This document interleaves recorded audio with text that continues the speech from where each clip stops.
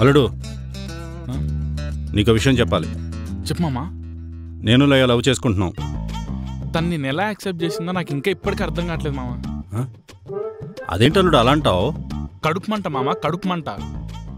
సర్లే కానీ మ్యాటర్ అంటే చెప్పు. లయ కొన్ని రోజులు లివింగ్లో ఉందాం, ఒకరినొకరు అర్థం చేసుకున్నాకే పెళ్లి చేసుకుందాం అంటుంది. నువ్వేం కంగారు పడక, నువ్వు దొంగ అనేదో తెలిసిపోద్ది, నేను వదిలేసుద్ది. ఇప్పుడు నువ్వు కంగారు పడి టెన్షన్ పడి ఫ్రస్ట్రేషన్ తెచ్చుకోకు. పక్క మీరు ఎక్కువ రోజులు కలిసి ఉండరు, వీడిపోవాల్సిందే. ఒరేయ్, మామ లైఫ్ లో సెటిల్ అవ్వాలని కోరుకోవాలి కానీ ఇలాంటి అప్సక్రం మాటలు మాట్లాడతావరా అప్రాచుడా. శుభమస్తు. ఓకే, నువ్వేం కంగారు పడకు. నీకేమైనా ప్రాబ్లం వస్తే అల్లుడు అన్నాడని మర్చిపోకు మామ. నీకు కూడా ఎప్పుడు ఏ అవసరం వచ్చినా ఈ మావ ఉన్నాడని మర్చిపోవాక. బాయ్. మామ ఖర్చులకు 2000 ఇవ్వ. 11 రూపాయలు ఉన్నాయి అల్లుడు.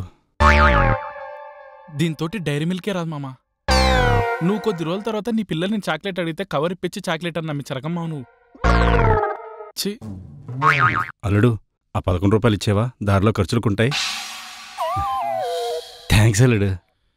నీ ఫ్యూచర్ నాకు అర్థమైపోతుంది మామ. నీ ఇంట్లో సామాన్ నువ్వే దొంగతనం చేసుకొని బతకాల్సిందే. ఇన్ని రోజులు నిన్ను పెంచడానికి నీ దొంగతనాలు చేశాను, ఇప్పుడు దాన్ని పెంచడానికి నువ్వు దొంగతనాలు చేయాల్సి వస్తుంది. పాపం చీఫ్ ఫెలో ఏమైపోతాడో. టైం కూటర్ లేకపోతే బతికేవాడే కాదు.